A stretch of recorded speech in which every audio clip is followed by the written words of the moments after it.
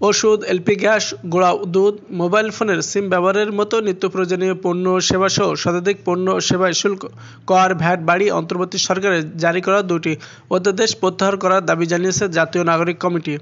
একই সাথে trading corporation of বাংলাদেশের টিসিবি মাধ্যমে ট্রাকে করে ভর্তুকি মূল্য পণ্য বিক্রি ফের চালু করার দাবি জানিয়েছে তারা। শনিবার 11 জানুয়ারি দুপুরে রাজধানী বাংলা মোটরে কমিটির কেন্দ্রীয় কার্যালয়ে এক সংবাদ সম্মেলনে এসব দাবি জানান সদস্য সচিব আক্তার হোসেন।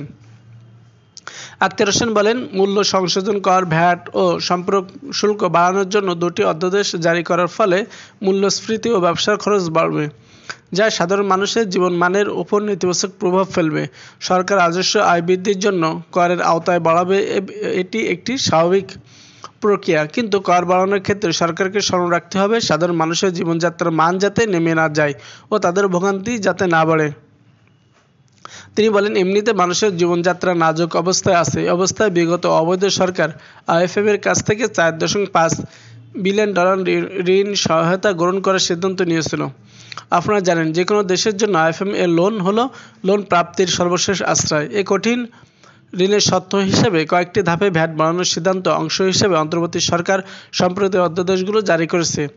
তিনি আরও বলেন, গণঅভ্যুত্থানের মাধ্যমে সৃষ্ট সরকারের কাছে আমাদের প্রশ্ন, অবৈধ সরকারের ঋণের এই সত্ত্বেও বর্তমান সরকার পূর্ণ ব্যবস্থা নেওয়ার জন্য আইএমএফকে আহ্বান জানিয়েছে কি?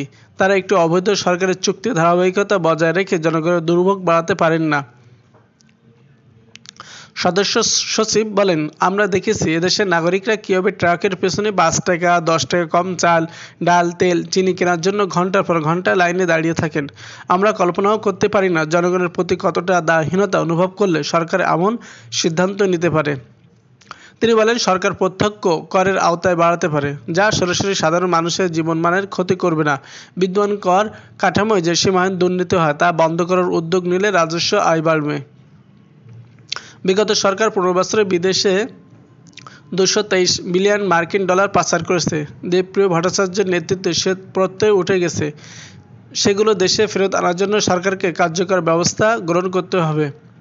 দেশে বিদ্যমান অর্থ, ঋণ, আদালত সরকারকে শীঘ্রই ট্রাইব্যুনাল করার যাবতীয় আইনি সুযোগ দিয়েছে জানিয়ে আক্তার হোসেন বলেন, সরকারের সুযোগ ব্যবহার করে শীঘ্রই একটি ট্রাইব্যুনাল গঠন করে খেলাফি অর্থ আদায় ও অনাদায় তাদের সম্পত্তি ক্রোক করতে পারে। আমরা সরকারকে উদাত্তভাবে আহ্বান জানাচ্ছি, বর্তমান বাজার পরিস্থিতিতে সাধারণ মানুষকে নতুন করে দুর্ভোগের দিকে ঠেলে দেওয়াকে আমরা কোনোভাবেই সমর্থন করি না।